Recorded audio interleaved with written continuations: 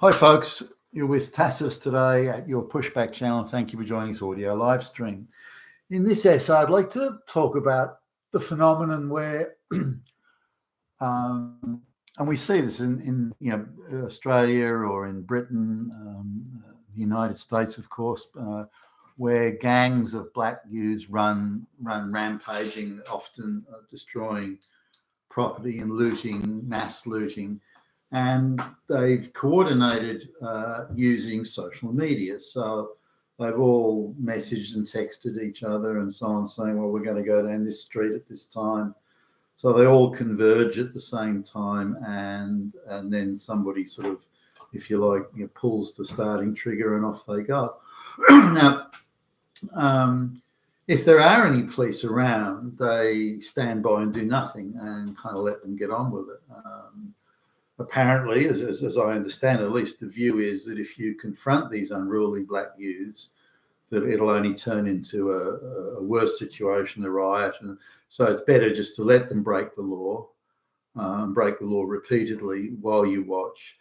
But then you say, okay, well, look, with the cameras and facial recognition software and all sorts of things like that, you'd think that maybe the police are playing a longer game here and saying, well, we'll let them get on with it and break the law, but we'll keep a record of all this law breaking, and then we'll go and pick them up one by one later on in, say, a police raid where the 20 or however many perpetrators are all arrested at once and brought to the court and charged. So and because they've got a long list of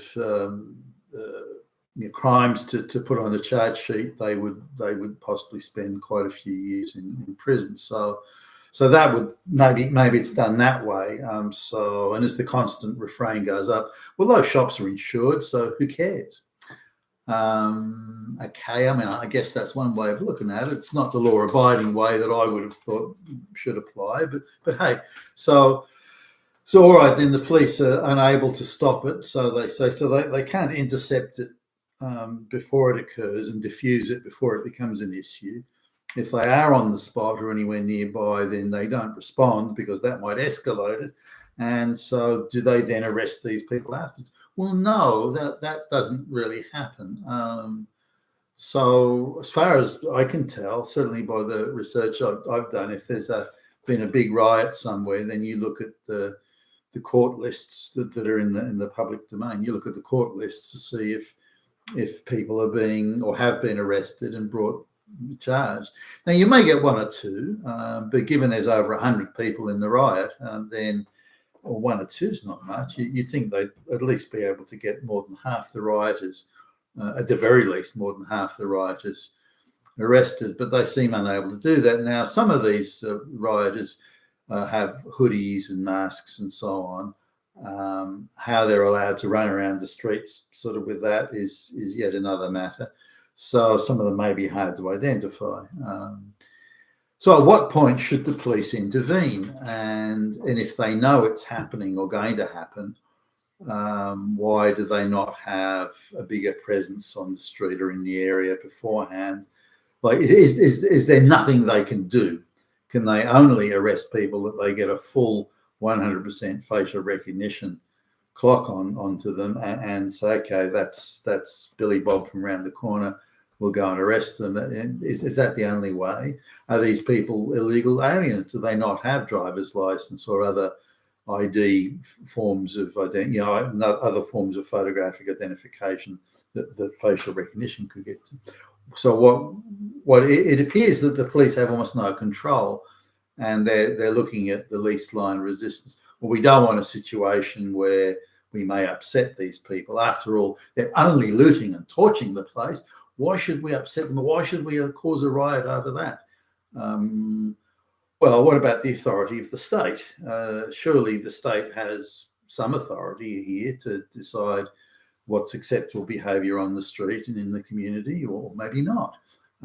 These people, the police, the authority of the state comes down like a ton of bricks on people that use misgender or the wrong pronouns or call someone a lesbian. That's the full force of the law, the full force of the law using the wrong word, that has to be, or transgressing the ideology, the globalist ideology, that will not be tolerated. Will not be. If you go against the ideology, you're Hitler, and you will be arrested, and you will have the police knocking you, several police. And if you backchat the police, then multiple cars will be called, and there'll be 20 police on the spot there to bring you down, you fucking Nazi. But if you run around the street looting and breaking into shops and causing vast amounts of damage and theft, and so maybe beating a few people up on the way, maybe even torching a car or two, then that's not so much of a problem. Hey, don't get excited about it, you damn fucking racist. Yeah. So here's the bit that gets me. I've noticed that there's been, you'll see it mentioned, police raided or law enforcement authorities raided some place where half a dozen white guys were meeting, and this is supposedly a meeting where Hitler is plotting to overthrow the government. All of them are Hitler, personally, all of them are Hitler. And of course, out of the 6 people, 3 of them are FBI agents, and the FBI agents have all dutifully brought along a swastika flag, so that when the authorities raid the place, they can take people. Look at all the swastika flags. We told you Nazis were everywhere. Look at those flags. So the police have got infinite resources and surveillance resources and when you look at the charge sheets, these Nazis were followed on social media, and they were their texts were intercepted. They knew all of them, their phones and where they were, where they lived, and where they were meeting, and they knew everything about these people. But when it comes to black hooligans rampaging the street, and these very organised, where they organised everything through social media, big TikTok or wherever it was, so the police seem to know nothing. Well, we didn't know. How could we know? Oh, we just didn't know. Caught by surprise. We don't have the manpower. We haven't got the resources. So the chances of getting arrested and caught for all these lootings and smashing shop windows and the whole thing, chances are actually pretty small. Best I can tell, the chances are maybe somewhere between 5 and 10% chances of getting caught. So, but you put you don't use the right pronouns online, and you'll have the police in your door within an hour. So that just goes to show you the insanity. Well, now I've no doubt that the police could stop and intercept these brazen robbers and hooligans and thugs. They could do it. They've got the resources and the technology and all that sort of stuff. So they're choosing not to do it. They're choosing to get all those terrible Nazis everywhere, Nazis in the cupboard, under the bed, around the corner, Nazis everywhere. But there are no Nazis.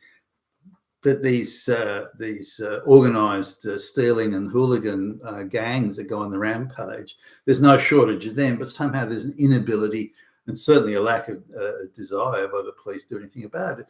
Now, I met a guy who'd been a cop in Philadelphia on the mean streets. This is years ago, and he got out of the police force. He said, "Look, why would I want to go policing for pretty ordinary money? Why would I want to go policing in an area with high crime? It's a black area with he said ultimately the view that the authorities took is, given that violent behaviour was confined into a certain suburb where the blacks were killing each other, he said, why would the state risk the lives and the property and the so on of the police force or the taxpayer-funded sort of apparatus of the state, when there was nothing they could do. They couldn't change that behaviour. It's the blacks shooting each other, trashing each other's houses and neighbourhoods. So shrug your shoulders and say, well, that's it. There's nothing we can do. Whereas, if they come out of those neighbourhoods, then it does become a problem. In as much as they're then preying on the law-abiding citizens outside of their own diaspora, then it is a police matter. But it's much easier to intercept them because they're outside of their own suburb or their own diaspora. So it's much easier to get the why is there a very thuggish, British-looking bunch of black dudes roaming around this very middle-class, low-crime white suburb, that sort of thing. But so you can understand it in a way. What we're seeing now is the crime that would have been confined to certain areas of ethnic diaspora, the black area or this or that area, is in fact spreading out all over the place, and the police just don't seem to want to do anything. But when it comes to ideological policing, using the wrong pronouns, then they've got all the resources available at their fingertips, which they use aggressively against middle-class white people. You've been with Tacitus today, your Pushback channel. Thank you for listening. Can't believe this. The fact